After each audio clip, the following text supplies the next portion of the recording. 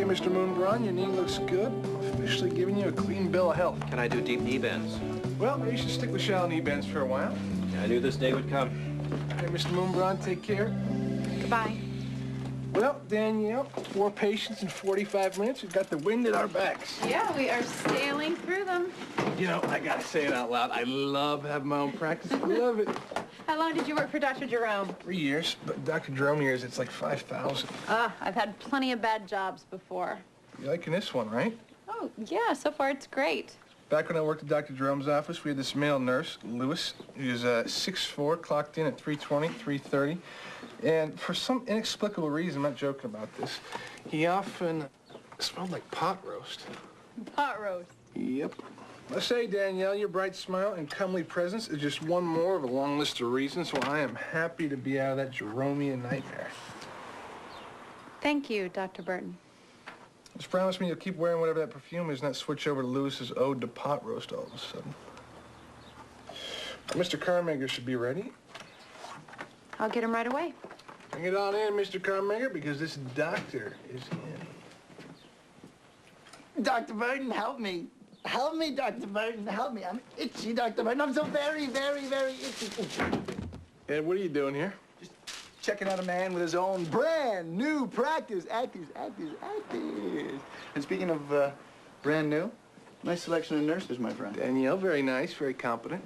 Yeah, well, of all her many qualities, those wouldn't be the first two I'd put on the list. Know what I'm saying there, man? Ooh. Oh, God, it is so embarrassing when you try to act like an actual guy. Yeah, I know.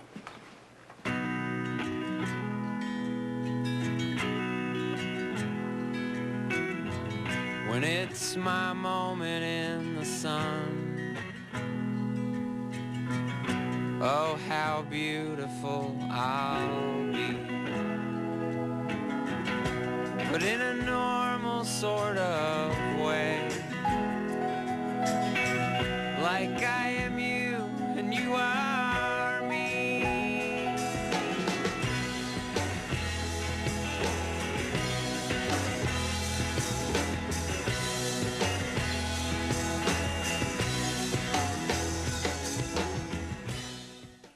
Dear Miss Vesey, we received a copy of your short story from Robert Stanley.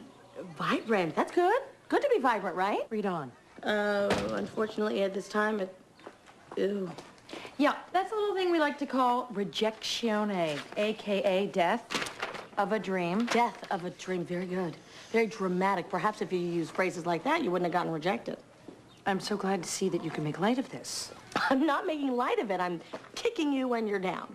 And why are you doing that? That way you'll pick yourself up and fight back. Hey, I minored in psychology. Doesn't telling me your strategies somehow ruin it? Yeah, like I said, minored. I don't know, Molly. I don't know. I mean, it's a little late in life, thank you, to find out you're just not good at anything. You cannot let one little rejection shake your confidence. Do you know how many times Tolstoy got rejected when he wrote Anna Karenina? How many? Actually, it was bought immediately, but my point is, it's very, very rare. Thank you. Come on. I'm cheering you up with my delightful sense of humor. You know what you should do? What? You should go down to the Stuckyville Progress and write some stories for them. The newspaper? I'm not a journalist. But you gotta start somewhere. It's perfect. You'll write, you'll get published, you'll hone your craft. Oh, no. Hey, who am I kidding? You're right. Who are you kidding? You're kicking me again? Yep.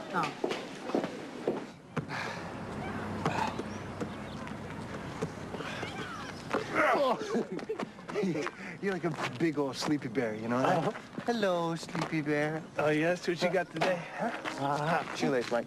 Oh, come on, you're not gonna try that. Mike, your shoelaces. Ed, the last of that trick worked when you were 9. Mike, take a look at your sneaker. You trip and hurt yourself. Well, it's nice to see you've outgrown your childish little tricks. 1-0. Hey. Dr. Michael Burton? That's me. Dr. Burton? You've been served. I'm being sued. For what? For sexual harassment. What? Yeah, the new nurse, Daniel Boutros, is claiming that I sexually harassed her. Let me see this. That's crazy. Right? That's crazy. Mike Burton. Look, this complaint is very vague. Let me get into this. You? Yeah, me. Remember me, your buddy the lawyer? Oh, yeah, well, Like, listen, cases like this, they're a little uncomfortable, very winnable. all right. I tell you what, you go talk to Nancy. I'm gonna take a shower, I'm gonna go to the office, make some calls, find out the details of the complaint, okay? See how best we can deal with this, all right? Hey, Mike, trust me, it's gonna be fine. It's washable, it's durable, that's right. It's the baby hat. Would you like my baby hat? Very much so. I very much like your baby hat. Wherever did you find it? Why, Baby Hat World, of course. They're running a special. Girls? Hey, Mike. Say hi to Daddy, sweetie. Oh, goodness. Oh, that's right. You don't know how to talk yet. Oops, did I bonk you? Actually, I gotta tell you something. What? I'm being sued. Oh, my God, you didn't kill anyone, did you? I didn't kill anybody. Thank God. Well, they in a coma? No, it's not malpractice. It's not one of my patients. Well, who then? A new nurse. Your nurse is suing you? Why? Sexual harassment. It's crazy. What can I say? She's claiming I sexually harassed her. Why would she claim that? Honestly, I have no idea. Mike, did you, like, say something that could have been taken the wrong way? Did you, I don't know, grab her ass, perhaps? Nance, What? I'm just trying to help you figure this out. I didn't do anything, period. I can't even concoct in my head what this could be. Sexual harassment, wow. I know, this is serious stuff. If I lose this case, you know what that could do to the practice? Oh, honey. Now, Ed wants to be my lawyer. That's good, right? I don't know. I was thinking maybe I should go with a stranger. Why? This might get a little weird with a friend involved, that's all. Hey, I think that Ed would take really good care of you. But if you're uncomfortable, then, you know, tell me you want to get someone else. Yeah. Yeah, all right. Yeah, I'll just tell him I think it's better all around if I hire a lawyer. I don't know. So, this new nurse, pretty or mere curiosity?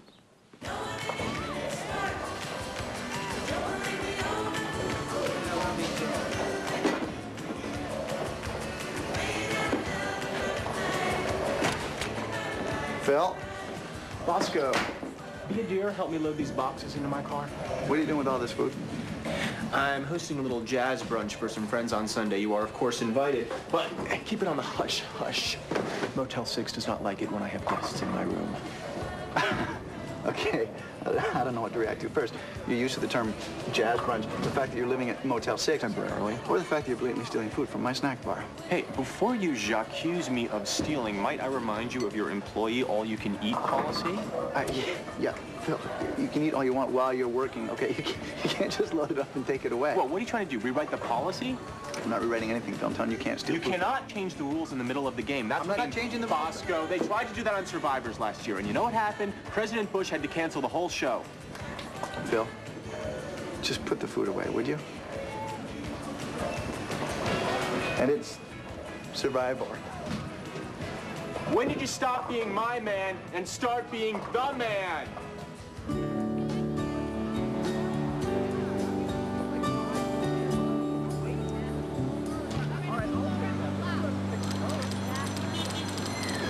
Hi, I'm looking for the editor, Mr. Dobbs. Sure, he's in his office. Thank you. Yeah, come in. Can I help you? Hi, I'm Carol Vesey. I teach English over at Stuckyville High School. But I'm trying to start a writing career. Journalism? Creative, actually. Short stories, that kind of thing.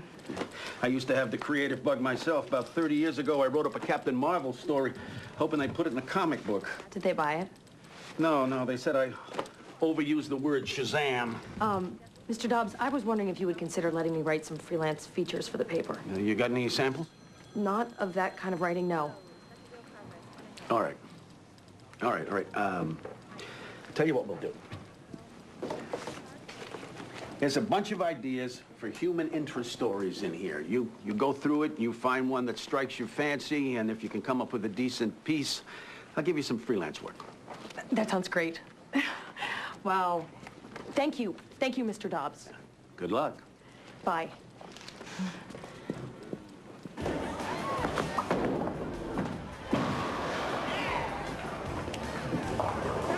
Why are you wearing glasses?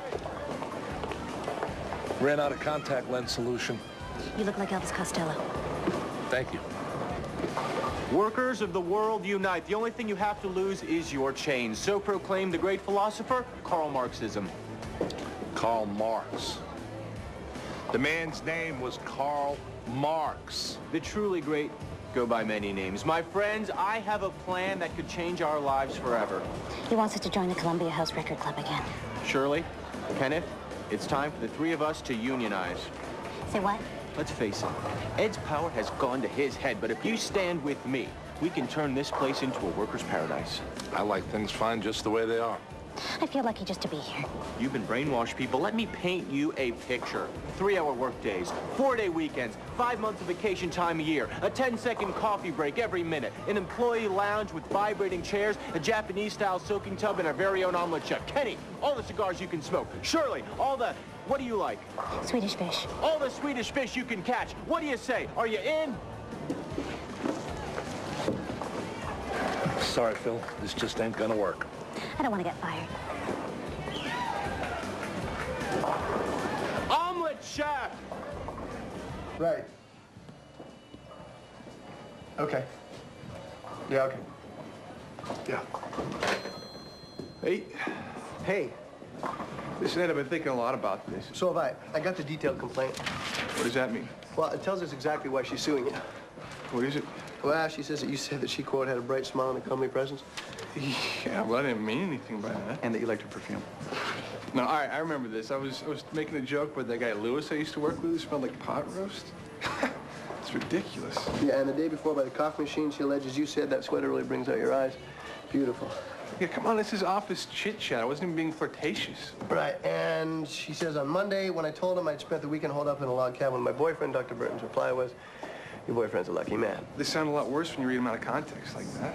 No, I know, Mike. Don't worry. I'm gonna help you through this. Okay. Just let me know what I need to do, and I'll do it. There's about a half dozen more of these, so why don't we go through them and see if you can remember them?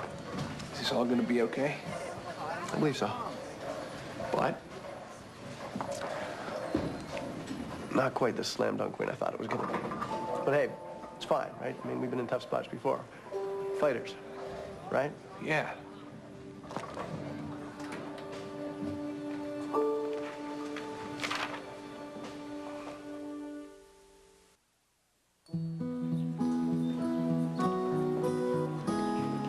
Hey. Hi. How's it going there, cub reporter? Okay, I guess. Have you decided which story you're going to go with yet? Well, no, not yet, but I have narrowed it down. You want to hear it? Yeah, hit me. Okay. This guy owns every issue of Field and Stream published since 1946. Too dull. All right. This gentleman here claims he got into a fist fight with Michael Dukakis. Too depressing. Right. A woman who eats nothing but hash browns. Too creepy. A woman who always dresses in orange. Also creepy, but getting warmer. Okay. How about this guy, Barry Caffell, the man who grew a 50-pound pumpkin in his backyard? Perfect. Yeah? Absolutely. When it comes to human interest stories, you can never go wrong with abnormally large produce. That's the guy. Well, all right. I'll try to set something up with him. Good. I brought you something. Oh, my God. Oh, adorable. Yeah. Thanks. Hi. Oh, hi, Miss Bessie. Why do I need a new suit? I own a perfectly good suit. What, the blue pinstripe? Yeah. Can't let you go to court in that suit. What's the matter with it? Double-breasted, padded shoulders, giant lapels. Lapels aren't that giant lapels. They're just lapels. Giant lapels. That suit's got the wingspan of a condor. Who cares? That suit makes you look like a strip club bouncer. All right, that's ridiculous. Look, Mike, cases like this, first impressions are everything, all right? You're being sued for sexual harassment. I can't let the jury see you dressed up as a pimp. A pimp? It's a business suit. Whatever you say there, Superfly. All right, you're enjoying this, aren't you? Listen, if by this you mean the fact that you're in trouble, no. But if by this you mean the fact that I hold your very fate in the palm of my hands, then absolutely. You're a bastard. Come on, I'll treat you to a pocket square.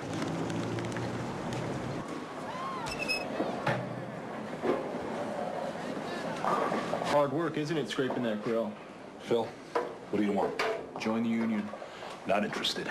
Oh, come on, Kenny. If you join the union, when you die, they'll write one of those great union folk songs about you. Phil, I don't want to join, all right? Okay, no problem.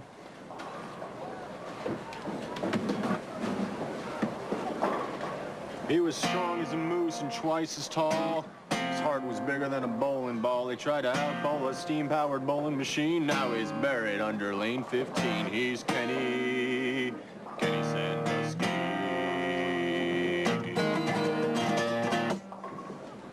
Please go away.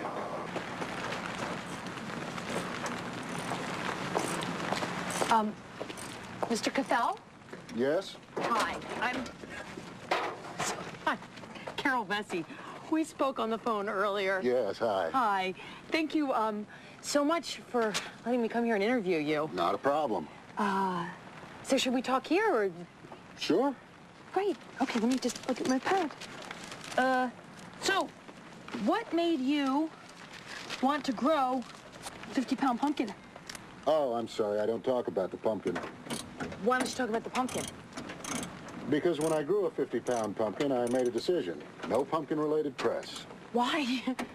Well, the paper prints a picture of you standing next to a giant pumpkin, and suddenly for the rest of your life, you're the pumpkin man.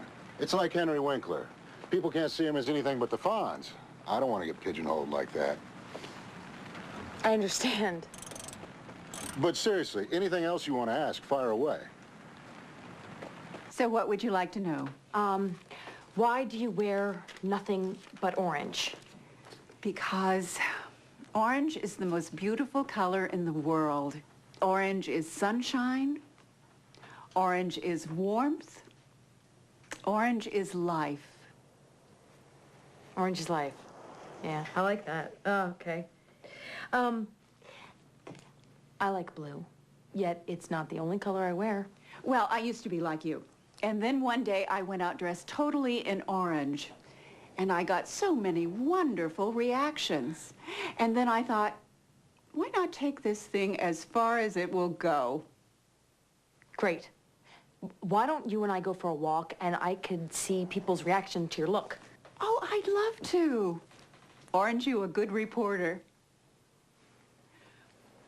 Thank you. It'll just take me a second.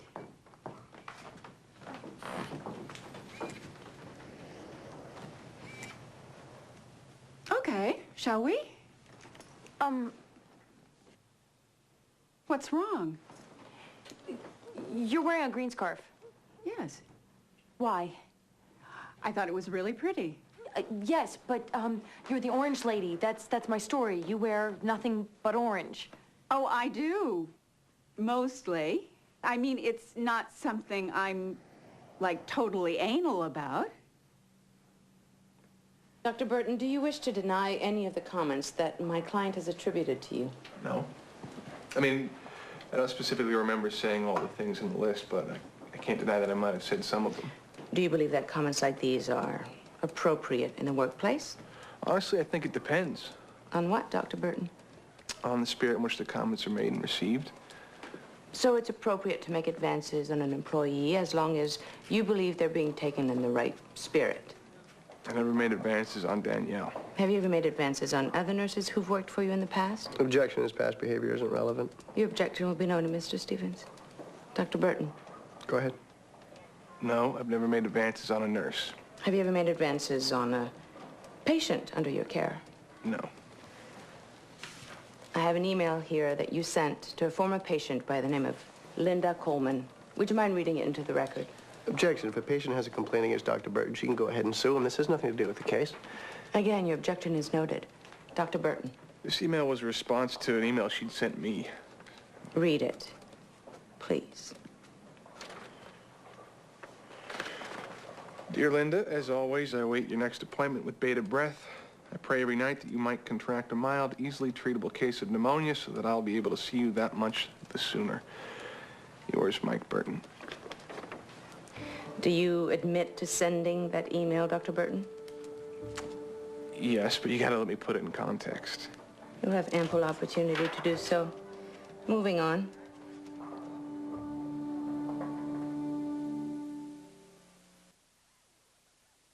All right, thank you, gentlemen. I'll be seeing you soon. Okay, Ms. Eldridge. Until next time. Thanks, fellas. Mike, what the hell was that? Email? It's nothing. It was nothing? Oh, you're the lawyer now. You're gonna decide what's something and what's nothing? Ed, calm down. Mike, when are you gonna tell me about that email? I wasn't hiding it from you. Well, why'd I have to hear about it from Mrs. Eldridge? Because I never thought to mention it. You never thought, well, Mike, you know, now might be a pretty good time to put your thinking cap on. Is there anyone else I should know about? Whoa, wait a second. Ed, it's me, Mike, remember? You're talking to me like some guy off the street. That email was totally harmless. She wrote me, I wrote her back. We were kidding each other. Which I have no trouble believing if you would have told me about it in the first place. You can't possibly think I was hitting on that patient. What am I supposed to think, Mike? You're a smart guy, smart enough to know what an email like that's going to look like in court, and smart enough to tell me about it so I can offer you the best possible legal defense, but you didn't. You really don't trust me, do you? No, Mike, it's you that doesn't trust me. What? You didn't trust me enough to tell me about Linda Coleman. Okay, you know what? You're right. I didn't want to tell you about Linda Coleman because I was afraid you'd start wondering about your old buddy Mike. I didn't trust you to trust me, and I was right. I don't even know what you're saying anymore. Neither do I. I'll see you later.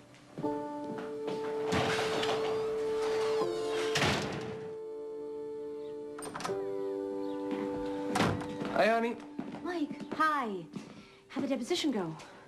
Well, all right. What you got over here? Brownies. So what happened? Tell me the whole story. Have a brownie? Mike.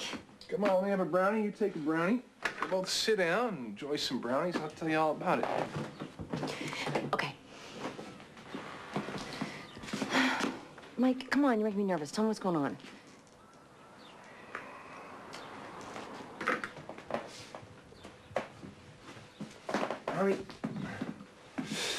Honey, you remember Linda Coleman, right? She was a patient of mine. I think you met her at the Robson's party that time. Linda Coleman, yeah, I think so. What does she have to do with this? Well, Linda and I used to sort of, I guess you'd say, flirt a little. Wait. Whoa, hold on a second. Now there's two of them? What's going on, Mike? I'm trying to tell you. Will you let me explain this? Yeah? Okay.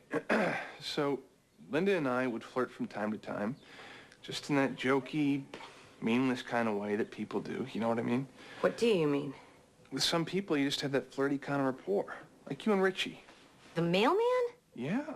You know, like when the weather starts to get warm and he wears his little mailman shorts for the first time of the season, you give him that woof, that wolf whistle you do. Right. Right? Like that. Just silly and meaningless. So, one day, Linda wrote me an email with the same flirty kind of nothing. And just for the hell of it, I wrote her back.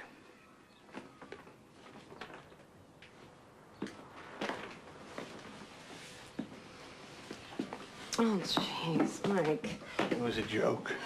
There's nothing going on, nothing at all. I swear to you. It's just like you and Richie. How did they get this? I've been questioning a bunch of my old patients. You see, honey, the thing is, Linda ended up taking flirting more seriously than I did. She wanted to take things further. Oh. She invited me over, and I said no.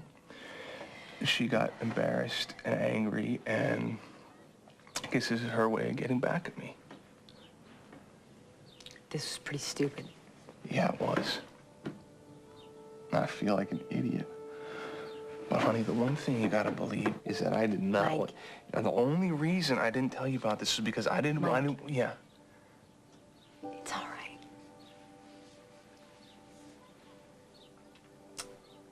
I just didn't want you to think Mike, that I had it's any... all right. I believe you.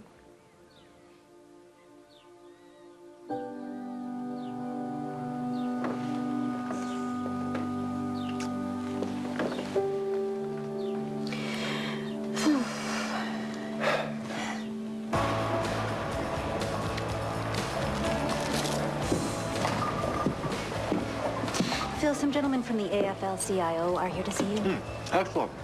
Have a seat, boys. Would either of you care for a Dagwood sandwich? No, thanks. Mr. Stubbs, I believe you spoke to our supervisor. Something about wanting to fold your union into the AFL-CIO. That's right. Once we merge our two powers, we'll be, dare I say, unstoppable. And what is your union exactly?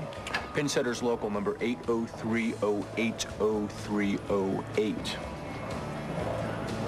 060206 193. I'm not familiar with your organization. Are you the president? Yes, I'm the president as well as the shop steward here at Stuckyville. You know, if you guys want to just sign off on that merger right now, that would be great because I actually have to head out of here. Where you going? Oh, I've got a meeting in Detroit with that Teamster guy. What's his name? I want to say Dustin Hoffman, but I don't think that's right. Hoffa? Yes, that's the man, Dustin Hoffa. Are you trying to jerk us around here or what? Absolutely not. The Pin Setters Union has nothing but the deepest respect for your organization. The deepest respect. How many members you got in this Pin Setters Union of yours? Well, we're actually just starting small. Right now it's just me. Let's go, Rudy. Jackass.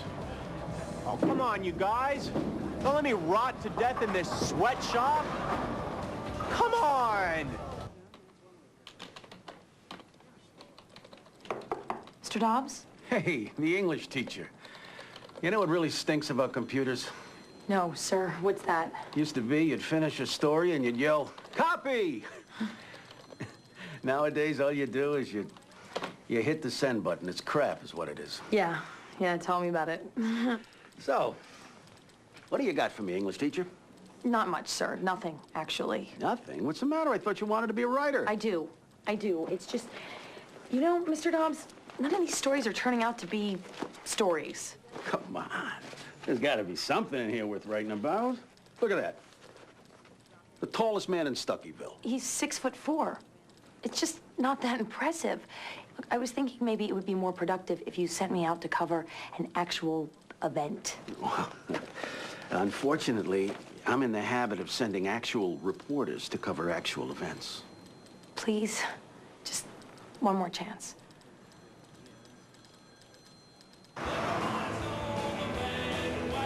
So, he wants me to cover the Stuckyville Bake Off. Bake Off. Oh, that sounds really... Boring? Mike! Well, it better not be, because this is my last shot. Well, hopefully Betty Crocker will show up drunk off rest. That'd make a good story. That would be a good story. Hey, ladies. Hey! Hi, Ed. Mike. Well, I'm gonna hit the bar. Does anybody need anything? Yeah, a beer. Me too. Yeah, sure. So, gals, why don't you go give Mike a hand at the bar? No, it's 4 beers, 2 beers a hand. Sounds like a solo mission to me. Kind of talk to Ed. Right, okay.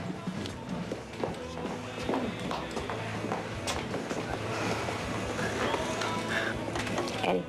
Yeah. Whatever's going on with you and Mike, you gotta get over it. He needs you. Look, man, it's a little awkward. I can't discuss this case with you. Lawyer-client privilege. Hey, Ed, Mike told me everything. Show me the email. I know all about it. And you believe him? Yes, of course I do. I mean, the email looked kind of bad, but he told me it didn't mean anything, and if he tells me that, I gotta believe him. Why?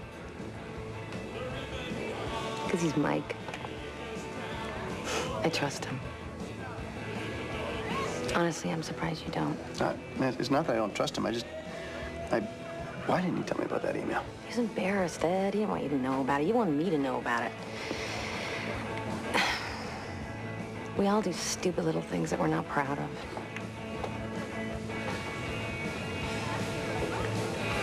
Get him out of trouble, would you? I'll do my best.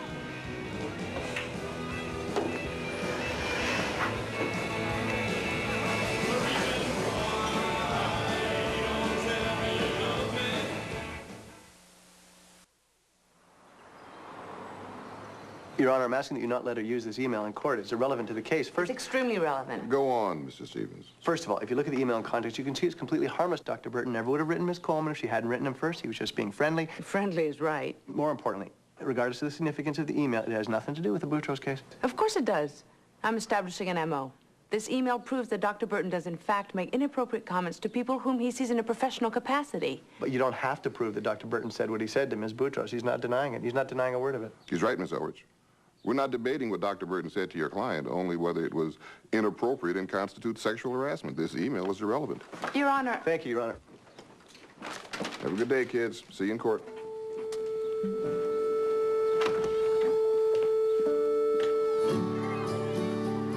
Oh, thank you. I got such a... This is my Georgia. excuse me, I'm sorry. I'm Carol Vesey. I'm covering the bake-off for the Stuckyville Progress. Would you ladies mind if I interviewed you? Not at all. I'm Rita, Wanda, Judy. Hello. Hi. Okay, so, ladies, here's the thing. I'm looking for the story behind the story. The juice, the dirt, you know what I'm saying? For instance, have you ever heard of somebody stealing a recipe? Not really. No. Sabotage. Anybody ever sprinkles a little bit of the talcum powder in the meringue? Ring any bells? No. No. Any amusing anecdotes that you could share with me?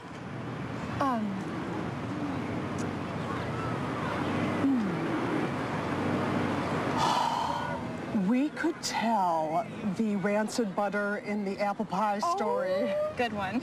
Yes! Yes! That's great. Here, let's pull up some chairs over here for a second. Get my my pad here. This is gonna be good. I like it. Okay. All right, Rita, hit me. Well, 3 years ago, I made an apple pie using rancid butter. Mm-hmm. Rancid butter. Okay. And then? That's it. Yeah. Oh, come on. I'm dying here. I went to interview a man about a 50-pound pumpkin, and he was perfectly happy to talk to me about anything, except, of course, the 50-pound pumpkin and the orange lady. Oh, please, the orange lady. Guess what color the orange lady's scarf was? Orange, you would think, right? Green. Orange lady's scarf. What's green? Yeah. Hence, she's not such an orange lady after all, now, is she?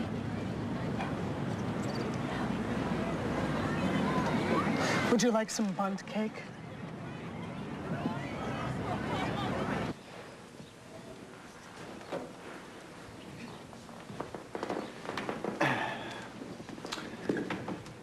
Ms. Boutros, did Dr. Burton ever make or attempt to make physical contact with you of any kind? No. Never tried to touch you? No. Never tried to kiss you? No, nothing physical. Did he ever threaten to fire you unless you had sex with him? No. Did he ask you for sex at all? No, but... Did he even ever ask you out on a date? Not directly. It was all insinuation. Dr. Burton has testified in the deposition that he meant to insinuate nothing. Is it not possible, Ms. Boutros, that you simply misinterpreted his intentions completely?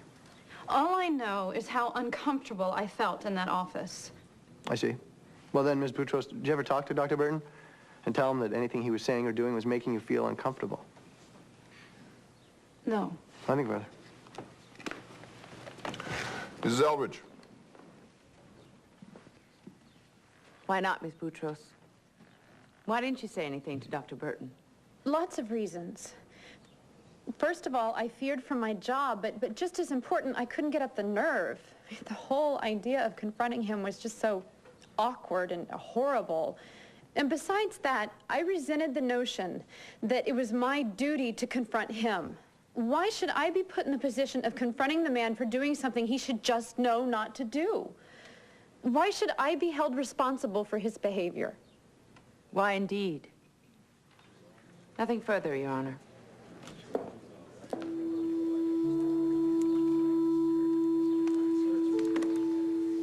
Oh.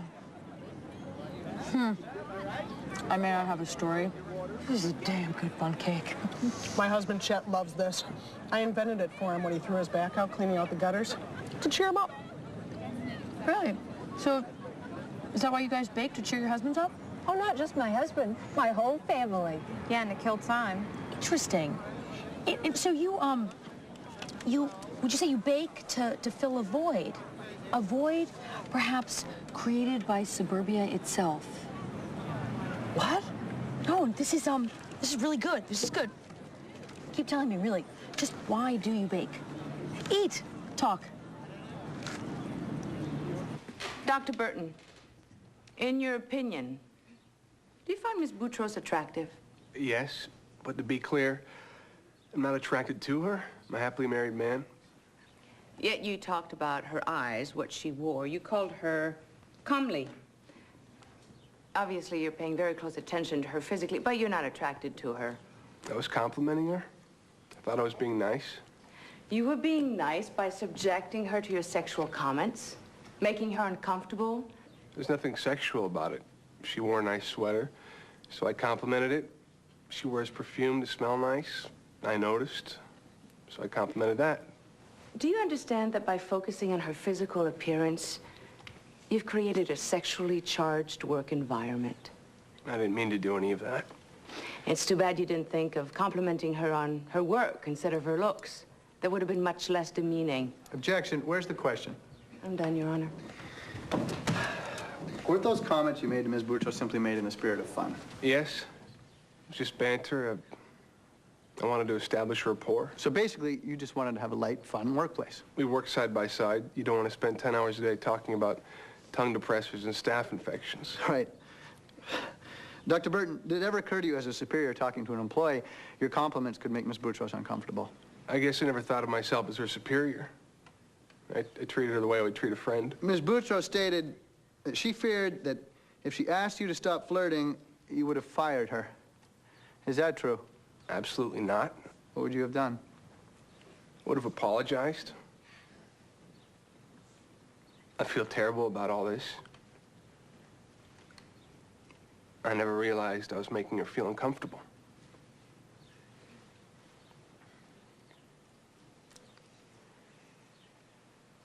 What do we want?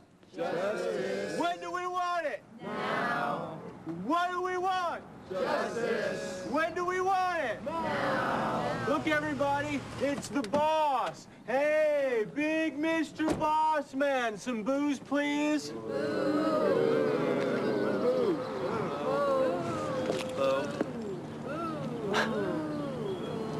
Can I talk to you for a second? You want to talk, Bosco? I will see you at the bargaining table. Where'd you get these picketers? The Home Depot. They were just milling about the parking lot. Good people, reasonably priced. Phil, once and for all, I just can't afford to let you take food from the snack bar. I just can't afford it, I'm sorry. What about the leftover hot dogs at the end of the night? Yeah, sure, if it makes you happy, they're all yours. You hear that, everybody? We did it! That's one for the working man! Woo-hoo! Come on, show some excitement! Woo! Ha-fa! Ha-fa! Ha-fa! The defense wants you to think that Mike Burton's words are being twisted, taken out of context. Well, let's put them in context. Mike Burton was Danielle Boutros' boss. And as her boss, his so-called jokes and compliments created a hostile work environment. Now, perhaps Dr. Burton's conduct would have been just fine in 1952. But today, it simply cannot be tolerated. Mr. Stevens?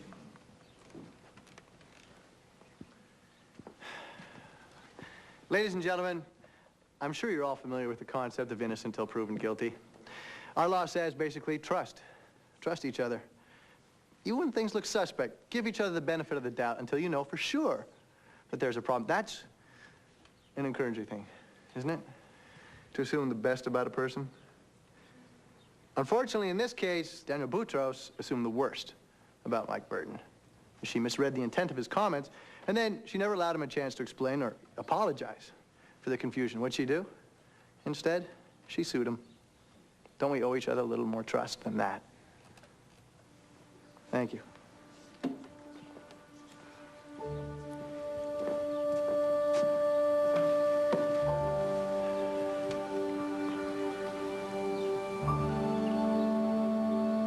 Madam Forewoman, have you reached a verdict? We have, Your Honor. What say you? We find in favor of the defendant, Mike Burton.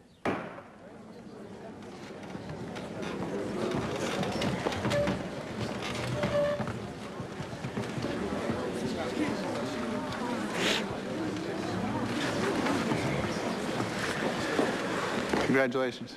Thanks. Nice job up there. Thanks. You guys want to go grab some dinner? I'm pretty worn out from all this. See you tomorrow? Okay. Eddie, thank you.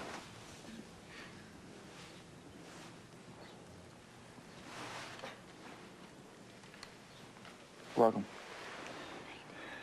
Night.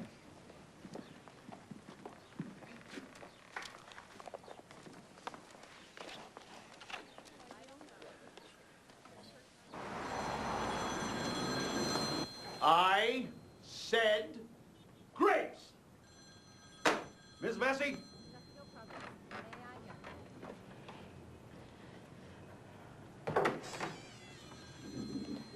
Mr. Dobbs? Have a seat. I read your story on the Bake Off. Suburban Dreams. Yes, sir. It's very, very good. Really? That's so good to hear. Thank you. Thank you so much. But I can't use it. Why not? Why can't you use it? Well, for one thing, it's 7 pages long. I know it's a little long, but to be perfectly fair, I did use a large font, and I felt that the depth was... Depth? Depth, Miss Vesey? I sent you to cover a bake-off. A bake-off. Right, but I think I got the story behind the story. I didn't want the story behind the story. I wanted the story. But that's in there, too. There's the story, and then there's the story behind the story, so it's like you got 3 stories, and you only have to pay me for 1. I'm sorry, Miss Vesey. It was like I say, it's very well written, but it's nothing we can use. Right. Thank you, sir. Thank you for the opportunity. Miss Vesey, there's a man by the name of Byron Smeltz.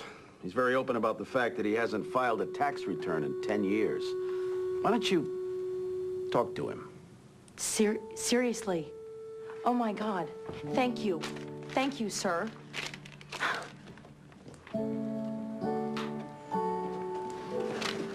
You want me to write a story about him, right? Yes. Okay, I was just checking. Thank you.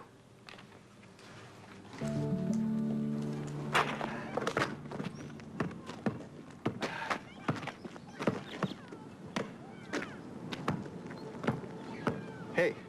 Hey.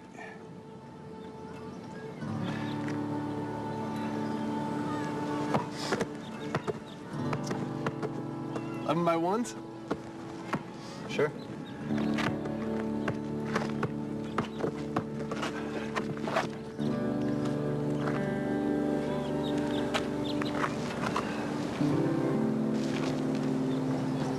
Mike, I'm sorry I didn't trust you. Thanks. That's so weak. 1-0. That's my version of trash talk. Oh, yeah? Oh, yeah? Where are you going with the ball? Huh? By the way, what the hell was that? Ladies and gentlemen, to Jerry, I made Stevens and we should trust each other. That's it. Trust is all we have. Trust, ladies and gentlemen.